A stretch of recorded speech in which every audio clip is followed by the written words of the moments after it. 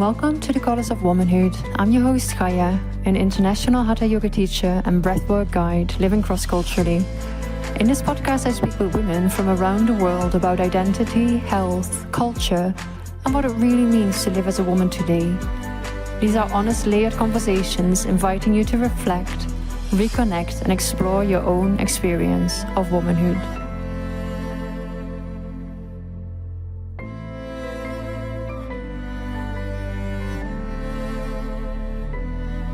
Welcome to the Colours of Womanhood, where we explore the many shades, stories, and strengths that make up the life experiences of being a woman. In today's episode, I'm joined by Bari Levin, founder of Devaya Yoga, a unique practice that fuses color, sound, and the deep intelligence of the body. Bari has lived cross-culturally for over 35 years, journeying through identities, lands, lineages. From the rhythms of campesino life in Costa Rica to the art of reclaiming her feminine voice. We're going to talk about her transformation from discomfort in womanhood to full embodiment, the silencing of Latin women, the power of sounding to rewire the nervous system, and how yoga becomes a bridge to healing and purpose across cultures. So be prepared for a conversation that's going to be rich, textured, and vibrational. Welcome. Well, thank you very much. I'm honored and blessed. Thank you so much. We're going to start with the first question, and I'm really curious because we're going to have a very kind of culturally enriched conversation, which I'm very curious for. Well, we're going to start a bit about what you shared with me about being a woman, because you said you've transformed from not liking being a woman to adoring who you are. And can you? No. Yeah, I'm sure it's I don't know if it's internet or if it's there. Okay. Or if it's just my computer that's so damp and full of hairs that it does whatever it wants to do. But we're back. Yeah. Okay, so let me repeat the question, because you shared with me how you said you've transformed from not liking being a woman to adoring who you are. Can you take us into that transformation and what sparked that shift? Yes. So in a roundabout way, in 1988, well, I grew up really multiculturally. I grew up outside of Washington, D.C. I went to a public high school, but a lot of the kids were ambassador children. My dad was a lawyer lobbyist, and so I grew up in a senator, congressman, alcohol, dinner parties environment. And for the United States, a junior year abroad in university, we have an opportunity to go study somewhere. And so I went to Spain, and one of my friends was from Spain in high school, and he said, forget Spain, you got to go to Costa Rica. So that was 1984. In 1988, I found a program.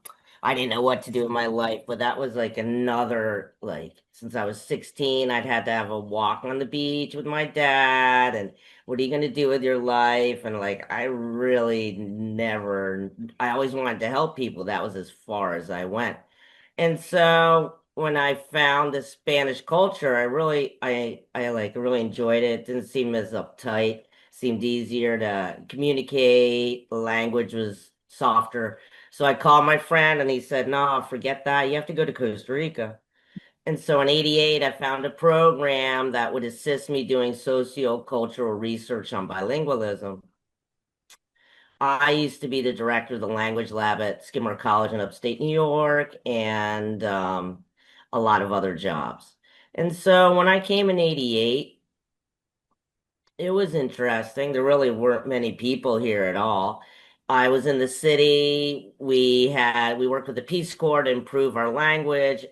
There were 13, 12 of them were international business, and I did these bilingual interviews. And every weekend we would go travel somewhere.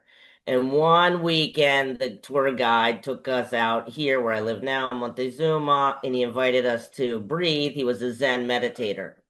And I was like, what is that? He's like, invited us to meditate. And I was like totally paranoid, but I was up for it. And he said, you just follow your breath. And after 2 breaths, I saw myself with my fingers in the air and lots of houses all around. And I told him right away, I was like, whoa, this is what I saw. And he's like, wow, you stretch out every day. Because I had a background, I chose my universities playing soccer. I didn't end up playing soccer at the university, but that's how I chose my university. So I have a background since I was 16. I've been studying nutrition, how to get the most energy out of your food, and so he suggested I teach yoga or that I do something with yoga, which I didn't know what it was, but it resonated. And when I went back to where I was living, there was a lot of yoga classes, and I ended up taking a Kundalini yoga class, which I didn't really enjoy, but the gong meditation just is powerful. The gong, if you ever have a chance to do a gong bath, please do. It's so powerful. It just brought me into my presence. I couldn't deny myself. And I went home to where I was living with this guy, and I was like, oh, but I wasn't ready to change. I didn't have it in me to change that fast. I was too full of insecurity. So, anyways, that popped my, interest. Felt like I'd finally found myself, and with that, I got this job in upstate New York, and that's where I found the Kripalu yoga teacher. And in 91, I got certified. June 1991, I was certified in Kripalu yoga, which at that time was an ashram in Western Massachusetts. And phenomenal, it was one of the best experiences of my life, probably. Definitely. I mean, it's the beginning of the unwinding of who I am. And then I went back to Costa Rica before that, 1990, June 1990, to see if I really liked it or not. Was it fact or fiction? Because everywhere I traveled, I always wanted to move there. And then when I traveled again, I was like, yuck, I don't like it here, What was I thinking? But I did. I mean, even just before I got to get out where I live back then was really a big deal. You had to take a people boat. There wasn't a car boat back then. There wasn't a ferry. And when we were coming into the dock of Paqueta in the Nicoya Peninsula, a blue zone, I like started to choke up and cry. And I was like, wow, yeah, this is interesting. And then like it was an interesting trip. It was quite fluid. And as I was about to buy a piece of land, I met my son's dad, who's a Costa Rican, fourth grade education. There was nothing out here. Like he'd barely even left here to go anywhere else. He was a fisherman at the time. He fished me with shrimp. And and so I went back to Skidmore College and gave my resignation and worked out the year. And then I came to move here. And then all of a sudden, there I was with myself, which wasn't a problem. I had, as a woman, going back to that, I'm just getting to the point where I recognize that I didn't like myself as a woman. Now, as a Jewish woman growing up, I spent my school year in the Washington, D.C. area, and my summertime, my parents were Rhode Island voters, so we would go to New England to the beach. And there I experienced a lot of prejudice for being Jew. Nobody wanted to play with Jews, big-nosed Jews, hairy-faced Jews. And so, like, I was in tune with being alone. It was easier for me to be alone than to be with other people. It just brought up too much social anxiety. I didn't realize all the issues that I had. And so as I was living out here, no, it was a bus twice a day, no paved roads. The bus twice a day was just to come into the main town, which we didn't have a supermarket, we didn't have a pharmacy, we didn't have doctors. I mean, I think I was one of 12 foreigners that lived out here. And I had a lot of time for self-reflection. And Kripalu is like a yoga of self-compassion. And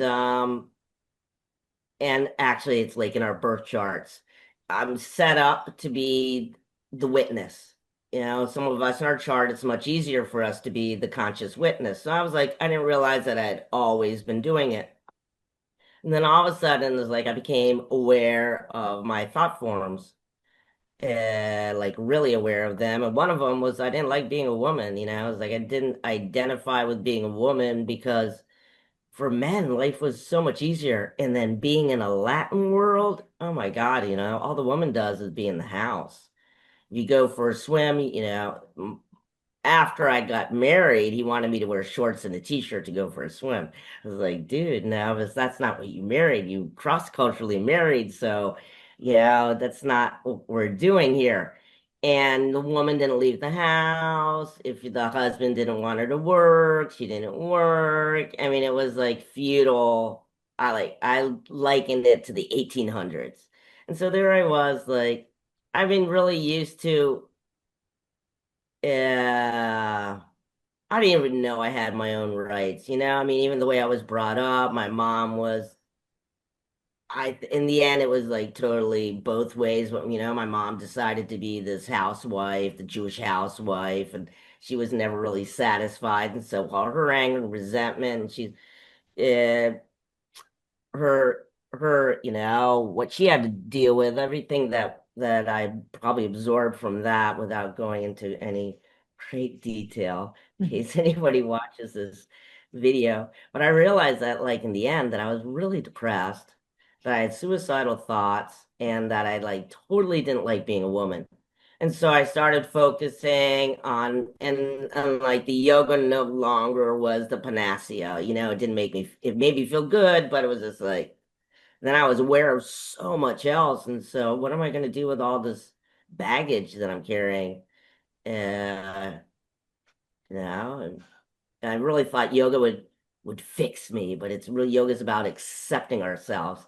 And so, like, that was something else I had to deal with, was like that I'm already okay, but am I really okay? And I started working a lot. I started reading texts about color breathing and sounding, and I spent most of my days silent. Like 2 years later, I had a kid, and my his dad would go out and work all day and then come home and share his stuff, as I really just listened and live in the kid world and my husband and his dad's world. And that was okay. I was pretty much used to never, like, it wasn't that I wasn't seen, but I felt like I was never seen. And so in athletics, I was seeing it was easier. So that was like, it was easier to be a guy. Yeah, it was just much more freedom. And then as I'm living in Costa Rica, it was like, oh my God, it's like zero voice. I'm an empath. So I didn't realize how sensitive I was and how I would like suck up everybody else's stuff without realizing it wasn't mine. And so I would always just I'd make the, I thought if I made everybody else happy in the environment, it would make me happy. I think it's a typical female role that we play anyways. And so I found color and sound, and I started dosing myself with Bach flower remedies. But more than that, it was California essences. They're really, really good. And I had an expansion. The color and sound was great. In 1998, I started to guide. We're not yoga teachers, we're yoga guides. We're helping people find their voice. And so, like, I never really like saying I'm a yoga teacher, or especially if I'm doing teacher training. I mean, the transformation that takes place, I don't want that responsibility. It's your responsibility what you do with the scientific tools that I'm introducing you to, because science is the yoga is a science of self-realization. I had started with Devaya Yoga, the yoga color and sound, and I started leading classes, introducing color and sound, and I didn't realize positive affirmations. I didn't realize, like, really how silent I was in the house, like really how I didn't voice at all. And then there weren't Wi-Fi, so we didn't have cell phones. I mean, I didn't even have a telephone. I had to walk a kilometer and a half to get to a public phone to, hey, when my son was born, he was born at the house, not where I live now. Yeah, well, I had a vision of doing healing work, so I knew I was afraid to go to the hospital. I felt that the hospital I would be invaded. That was the whole thing I picked up. Plus, when I was born 7 weeks early. I wasn't fully formed. I didn't have the correct hairs and nail. I didn't have my facial features, and I was born with a tumor, and they thought I was going to be Down syndrome. So I can't even imagine, like when I was born, what the shock was from from my mom, from my parents. Mm. Yeah, and I've come full. I love my mom. She's awesome. I totally check out everything. And so full circle, lots of love there. And she's a very vibrant woman who lived her situation, and I'm grateful to have the tool of yoga to be able to help not just women, but people. But I'd have to say women in particular because men are always given the voice of honoring their intuition. We're made of fun of listening to our gut feelings. Men are always allowed to talk. Women are quiet. They would like scream across farms. I can't even project my voice that way. I will choke for like a half hour if I like scream like that. And so the sense of self that the man has and the woman doesn't. Even in my house, my dad was the bread maker, and so the dynamics that were set up unconsciously Mm. for centuries. I feel like a lot of what's happening as we're coming out of the Kali Yuga or the Dark Ages, we're just on an ascent as we're having all the chaos. We don't just have physical war in the world. I mean, how much war do we have within ourselves, Mm. let alone domestic violence now? And so if we can find that peace within, which I created for myself with the Devaya Yoga, with the color and sound, in the end, as females, we're the ones that anchor everything.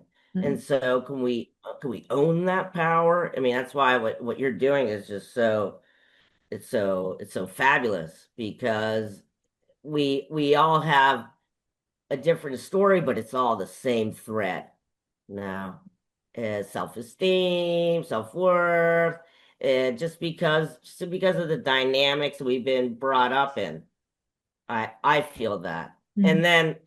And then if you fine tune it, I work with diet because diet can make you anxious, or what are you eating? What are you not eating? What are you drinking? I mean, geez. And then since 2020, we have 50% increase in anxiety in the world anyways. And then you have the home taker, which is the mother. Even if she works, then you have that double, maybe feeling guilty, probably feeling guilty, yeah, resentment, burnout, all the different thought forms that we don't really have to have circulating.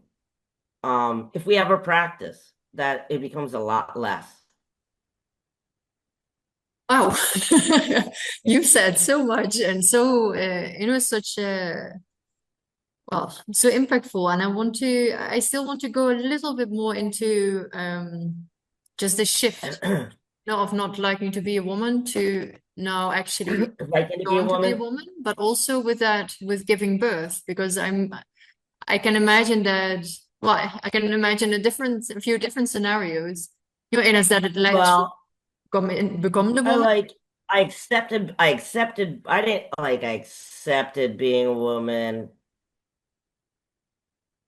I didn't realize I didn't really like my role as a woman. Um, being like an extremist, because look at where I live, and in the end, I'm like an extremist, and I'm an eccentric in a certain way. And I felt like I failed my birthing 101. Yeah, even though my son was birthed perfectly, all the noise around me, they were really afraid of the birth, and that brought up a lot of the fears of my own birth. So I felt I had failed it. So maybe that was not accepting being a woman either. Yeah, Mm. I wanted to get pregnant again with my second husband, because his parents want to have grandchildren and like maybe have a better, not such a dysfunctional family unit. And but thank God I didn't get pregnant because I still have plenty to work on. I have to say my husband is a total step forward into self-acceptance. I mean, like he is just so in love with me, and so and he did a Louise Hay course, so he's on the evolutionary, path, or so to speak. And so I mean, really and truly, it wasn't until I was 60, I'm 61, that I'm fully like so in love with myself. So It's a shame, it's right, that it takes so long. We should. yeah, well, I know. I mean, if I had only known that I was like the same person, 40 years ago, could have, Yeah. yeah, and I still watch the scenario of, not being good enough or, I am different and I do feel what people feel. Uh, and so I don't know, it's a weird dynamic. But I know that this is that all this will come to light and I will have the light to help other people help themselves. Number two. Yeah, because women, because another thing about women, okay, sorry, No, no, go going back to ahead. women. Women have a tendency to be really jealous, and so all that pettiness, Mm, well, sometimes I feel here we living in a high school environment. It's like, would mm, somebody just please grow up? mm, And so I don't function well in an environment like that. mm, I like it or not, I'm an empath. And so the plus and negative, I pick it up, which is great if you're my client. I'm not going to read your mind if I go to a party. I got my own issues. So sometimes I used to feel like that. You going to the party, oh my God, Devaya's here. So they call me Devaya or Bari's here. It's like, hide. dude, man, I am like have my own issues. I'm not even going to go near you. But that's like what makes my trainings or, my teacher training or the retreats or one-on-one super, because I don't even know that I do it. It's just part of me. Mm. I just weave in there. When And did you discover so it? the pettiness of women just sometimes makes me nuts. I just have a hard time with it. That's Yes. where I can be like masculine, so Mm. to speak. Yeah. Mm. When did you discover for yourself? When did you could tune in so deeply as an empath? Dis- Discover what? When did you discover that? That you could what kind of Oh, that's another thing that I'm completely, I'd have to say, I don't know.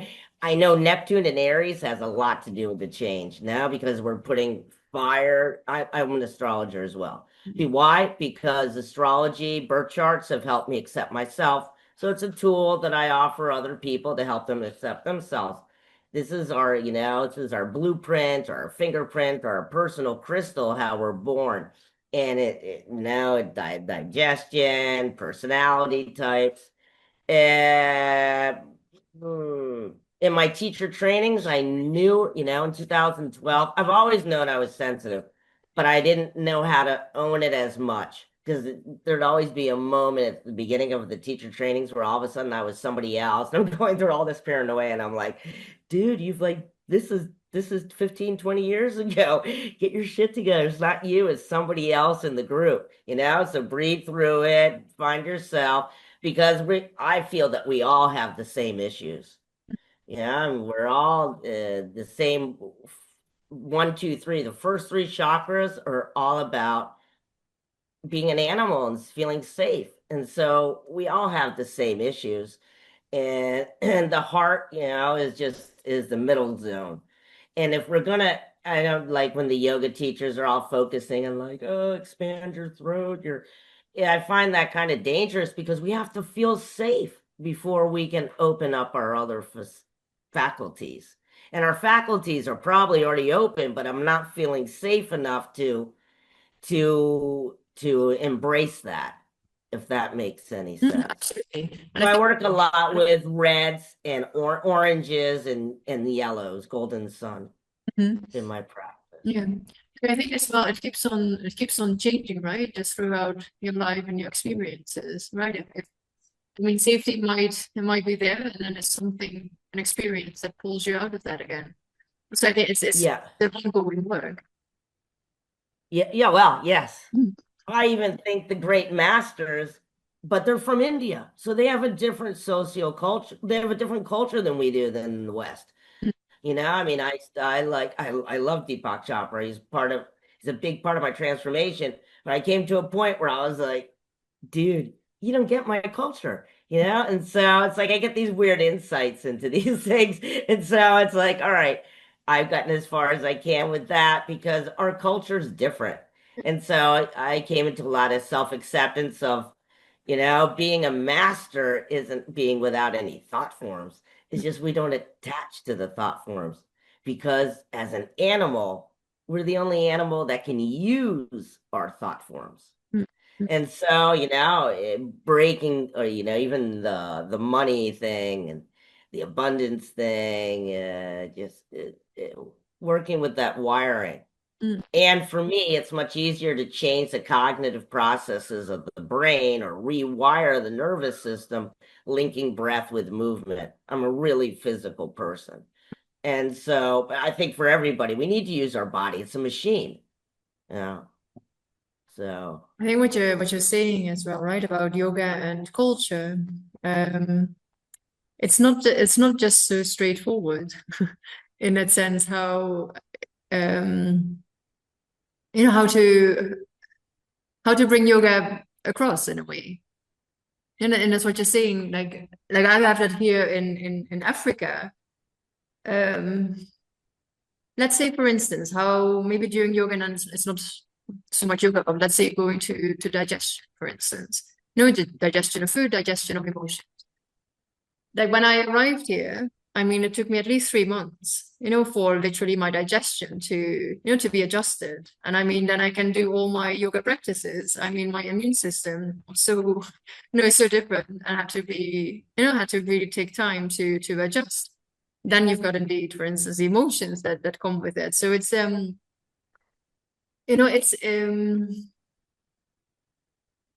think it's even though you would say yoga is universal, it does come with how deeply cultures are rooted and what you have to kind of really kind of work through. yeah, well, I mean, just being Jewish, Mm, first, even the weird thought forms I didn't even know that I had, yeah. and listening to, it's a great cut by Shana, the artist Shana, who does Ava. He sings, what's it called? I don't know, the Psalm, the Maria, Ave Maria now. And like at first, as much as I loved it, I had this cross-cultural glitch going on in my head about, I mean, that's like deep cultural Mm, programming. yeah. So yeah, I get it. But there's other ways to approach yoga.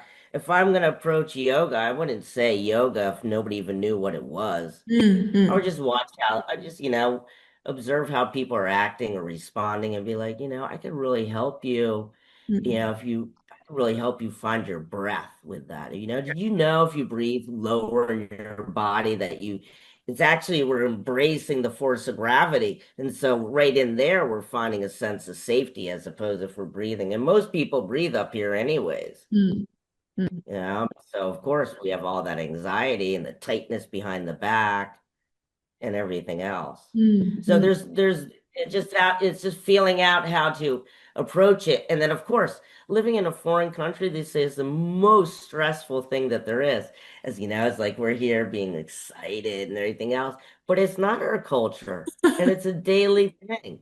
And yeah. I live with an Italian and a Costa Rican. Yeah, and I'm Jewish American. I mean, like, I mean, it's just in a league of itself. Mm, I'm not practicing Jew, but I'm extremely spiritual, mm, uh, which I've accepted also with that's the thing I really liked about the Latin culture is all the even though it's a lot of God fearing, there's a lot of God out there, it's a spiritual world. And mm, more or less waking up with the sun and going to sleep with the sun, like I imagine in Africa. mm. But yeah, well, you look like you're really digestive sensitive and you're sensitive to your environment. And so, I mean, how could you not have suffered? And thank God for your tool, your scientific tool bag of yoga. No, absolutely. Otherwise, who Absolutely. knows how you would have done it? Yeah. Maybe because I think at the end, before 2020, at least one of my students was medicated as well with an antidepressant. Mm, And, I mean, maybe I became depressed because I had an energy drink or I had some kind of food that sat yucky and nobody's focusing in on that. They're mm, just giving me a piece of pill and then everything gets crazy. mm, mm, No. Here it's really like everything's just a pill. mm. So, Yeah, you mean in Costa Rica? Or yeah. oh Yeah. yeah. Okay. Yeah, they'll just give you something to, Mm, I mm. mean, half the kids are medicated in the elementary school. Oh, really? Yeah, and then I remember I had an acquaintance that if she didn't medicate her kid, they wouldn't let them into the public school. It's like kids are supposed to be hyperactive, I mean, come on. But we are so into controlling, and as women, we've been controlled Mm, without being aware of it for centuries. mm. I And mean, since man took over, because we were in control. Yeah, if you're looking at I'm having all these blanks. The Bhakti yoga when we were all women in the Middle East with all those pastel colored what are those? I can't remember what it is, but we were all, especially the women that we're all connecting now. There's not without a doubt, and because I don't know, is there time? Is there a continuous timeline? We're all reconnecting to create the peace on earth, and only we can have peace on earth if we have love for ourselves. And so, in the end, my whole mission is to create peace on earth with Devaya Yoga. And it's not like you have to play. We don't have to have an hour 45 minutes on the mat. We just need to check in regularly. mm, It has to be a consistently constant practice mhm, mhm. because life gets in the way. I'm a caretaker too. So if I hadn't already dealt with my depression, my suicidal tendencies through color breathing and chanting, vocalization, that was one of your questions as well. Well, as soon as we vocalize, we are activating the vagus nerve. Well, the vagus nerve is the longest nerve in the body and it attaches to all the organs except the adrenal glands, and the kidneys. Why? Because they're fight and flight. They're the autonomic nervous system. And we want to, like, the most we can be in this parasympathetic fantasy island, it's like the utopia, rest and digest. And so as soon as we sing, first of all, if I'm vocalizing, I can't talk, I can't think. No. I mean, that for me is number one. I have a mind that just like is constant, doesn't shut up. And so, I'm going to inject it something good to think about. It's actually what one of my friends said in class. She's like, I can go to any vinyasa class and fantasize about dinner and everything else. And actually, she stopped coming to my class. She's like, with your class, I have to be so present, and I don't really like what's bringing up. Mm, And so, yeah, it was like, life questions. Yeah. I mean, it's a good thing for those that are listening. Don't be afraid. But Ellie, usually if you take a teacher training with me and you're going in with your questionable relationship, sooner or later you're gonna shift out of that relationship because you found yourself. mm, And the reason why you couldn't shift out before is just there wasn't enough golden sun. There wasn't enough self-belief to step out of it. And in Devaya Yoga, we're given the tools for that. I'm very body earth oriented. I love the body. Very athletic. And so how can I bring the breath into the body and just have people just enjoy the act of breathing? And I didn't realize that can be horrific for people as well. But the vocalization, I have to inhale, and in order to vocalize well, I have to really use my diaphragm. mm. No, Can you, if I'm breathing up here, I can't. Yeah. is it possible for you to share a short practice in terms of sound? Yeah, sure. I mean, we can chant the Bija mantra. Here, I'm gonna lower down here a second, and we can like bring our hands onto our abdomen. Now let's all just take a moment to breathe, that we can truly hear the podcast. And so just inhale and fill the belly like a balloon. And if you happen to be standing, washing dishes, cooking, or anything else like that, just take a moment to make your legs wider than your feet wider than your hips. And exhaling, bring the belly to the spine and the breath into the earth. One more time, let's bring in a red light, which is energizing and grounding, whether you see it or not. The mind picks up on it. And fill the belly like a balloon.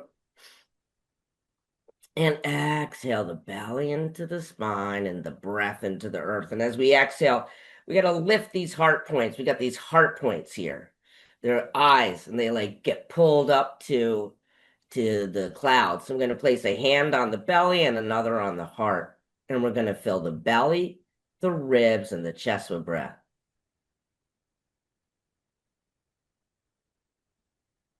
And once we get to the top of the breath, there's always room for a little bit more. So we're going to inhale a little bit more.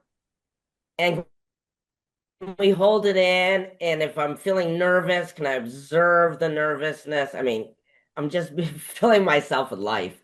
And then exhaling, and we can even help the breath out by pushing the hand into the belly and then the ribs and pushing all that air out of the chest. And just one more time, inhaling and filling the belly, the ribs, to the chest with breath, imagining red, and count till 3 backwards. Hold it in, 3, 2, 1. And exhaling the breath. As you exhale the breath, I'm going to chant up the Bija mantras. They're the vowel sounds of the Sanskrit alphabet. Lam, lam, ram, yam, lam, bo, bo, lam, ram, yam, bo, bo, lam, ram, yam, bo, bo, lam, ram, yam, bo, bo. And inhaling, belly, ribs, chest with breath. Hold that breath in, 3, 2, 1. And exhaling.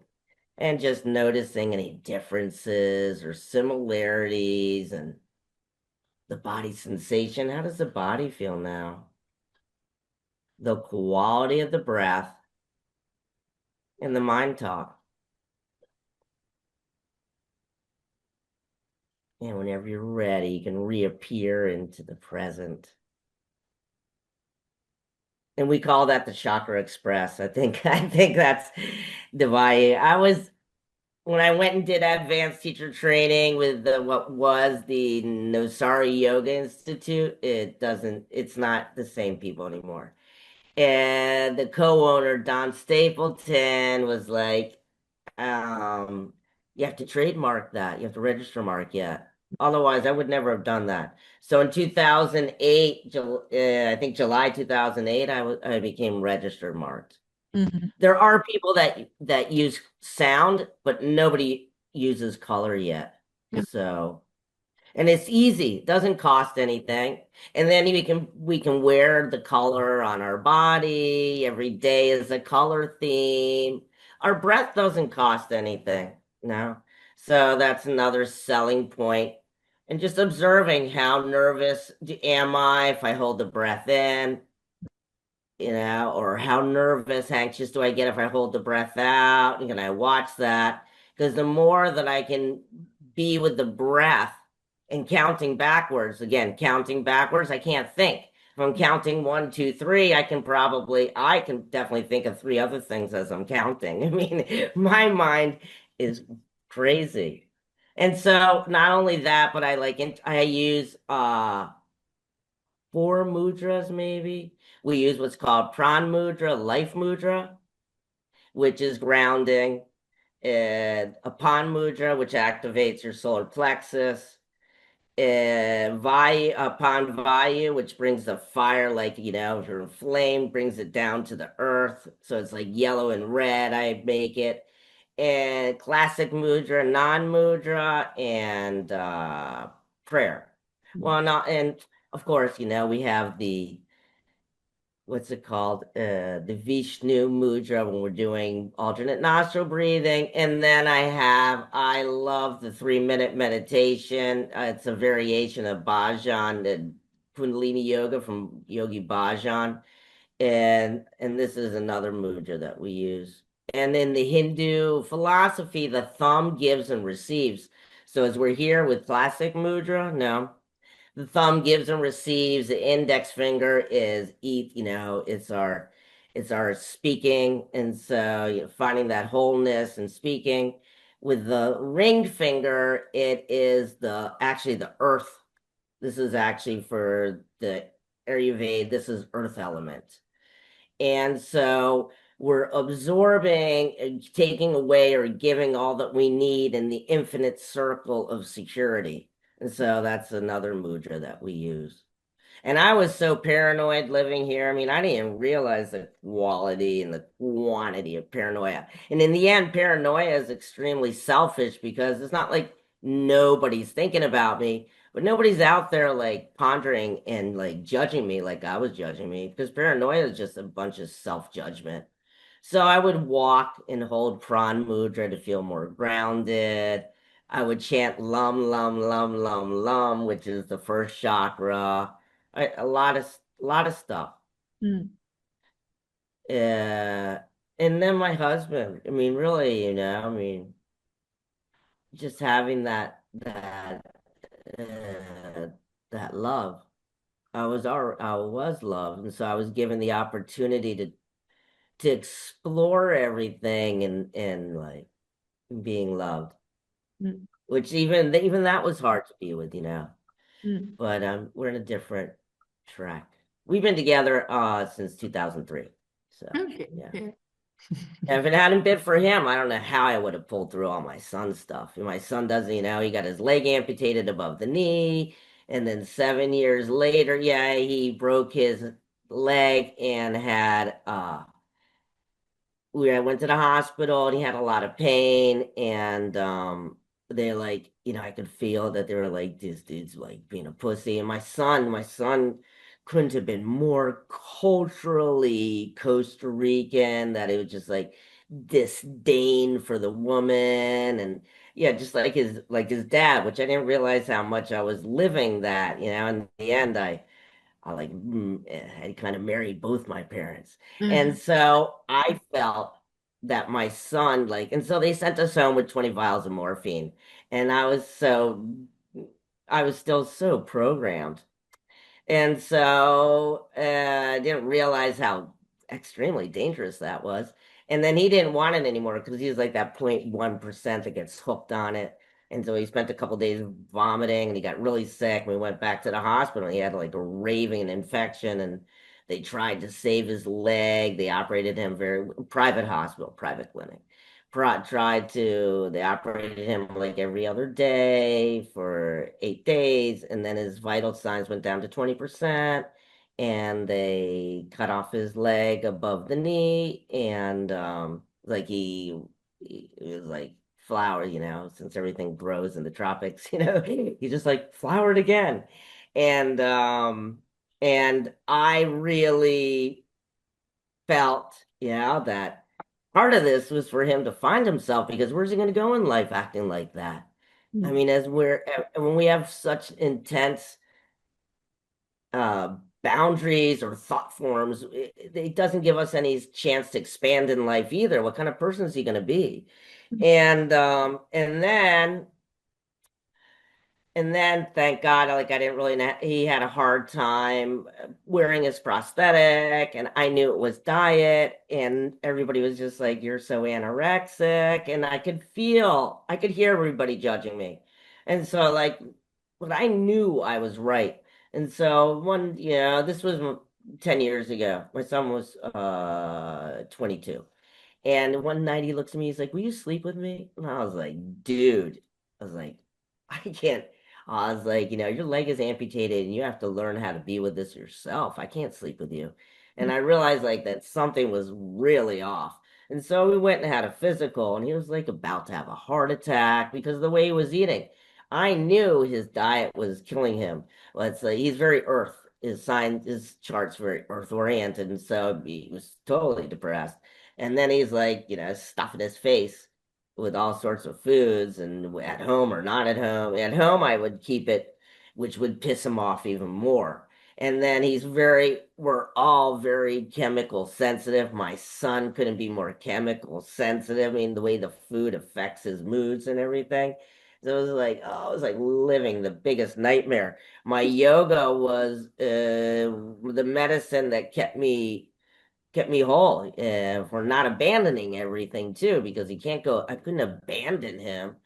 And then, so I went and I would be doing teacher trainings on the weekends in this city. And that's another way I started to find myself, because I detached from my home life, and my husband stepped up for that. And then and my son moved out 2019. He felt good, felt much better in his body, moved out. He had another housing opportunity. And I came back home in 2021 because everything had dried up with me in the city. I didn't want to do it anymore.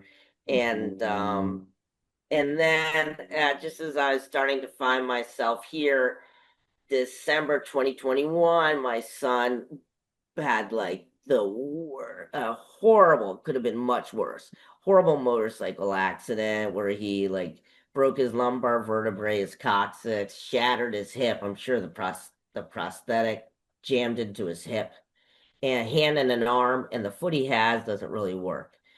But economically, like, I don't know if it's a sense of self-worth or what it was, or family karma. I don't know. Economically, we weren't happening, so I couldn't help him. And he went to a public hospital, which I was super psyched. So I was sick of being, this lack of gratitude in his life. Get your shit together and figure out what you have. And in the public hospital, before they went to the public hospital, it was pandemic, so you couldn't go visit him.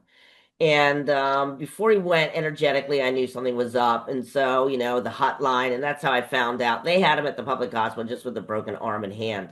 And so I went and got him up to this other hospital where his motorcycle was legal, but he didn't have a license.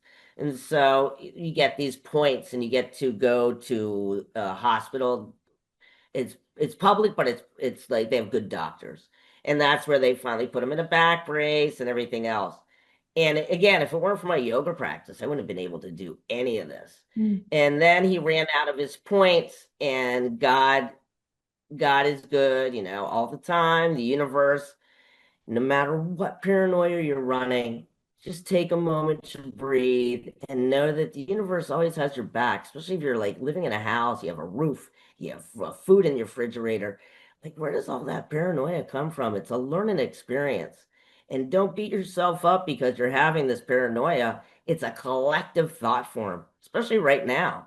I mean, the way the world is right now, it's like, it's not enough, but there's more than enough for everybody. We retrain ourselves. But if it weren't for my yoga practice, I would not. I mean, I had him in an electric bed. I had to get up and I had to help him urinate. We had him in diapers.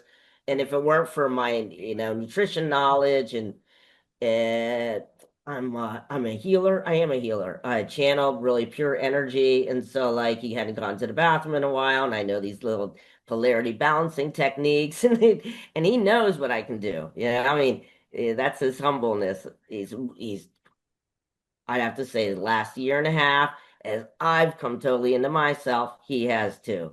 And now it's a big cultural glitch in there still of, the woman's not as important as a man. I mean, he can, like, if a man's talking, he'll unconsciously pay much more attention to the man than he will the woman. And that goes back to that first question. Why didn't I like being a woman? It's like, geez, like, who would? It's a second class citizen. And maybe I was always sensitive to that as a child. Yeah. Wow. It's I don't have to ask you any questions anymore because No, you my yoga practice is everything to me. Yeah. It's medicine. Yeah, no, absolutely. And how would you Like I still want to go a little bit into the cultural part, yeah, because you're basically the first woman whom I'm speaking with who has really a kind of very strong experience with that. Um, like how do you really think yoga? I mean, you said before I wouldn't call it necessarily yoga, yeah, but if we do call it yoga, or it's the Yeah. say it's the form of yoga, yeah, can bridge cultural gaps, sorry, and support women in communities that have historically been silenced or overlooked. How do you think yoga, could really kind of, well, be the bridge there? We started that Mm, for a while at the municipality here. We had a women's office, mm, and I volunteered to go to communities with the head of the women's office to teach them how to breathe. So I definitely wouldn't even approach it as yoga. I would approach it as like mental well-being with the breath. yeah. Because you have all that religious stuff. I mean, here the evangelicals, I don't know what you call it, how you say it, but yeah, the those they're completely against it, and so these people, I mean, it's like the early 1900s, you know, and now we have paved roads and supermarkets. But if the foreigners could only get to the fact that like we're still living in the early 1900s, I would think there would be a lot less violate. There's no excuse for raping, okay, being violated. But we would avoid all that stuff if we would tune into somebody else's culture instead of being so egotistically ignorant. I hate to say it, and that's another reason why, being a woman, you got to think about all these things. And now, I mean, I never was a bar person or anything like that. But now, like, if you go out, somebody can drop something in your drink. Like, what is all that about? And so, like, just the apex of the chaos the world's come to, I would empower women with mental health through breath.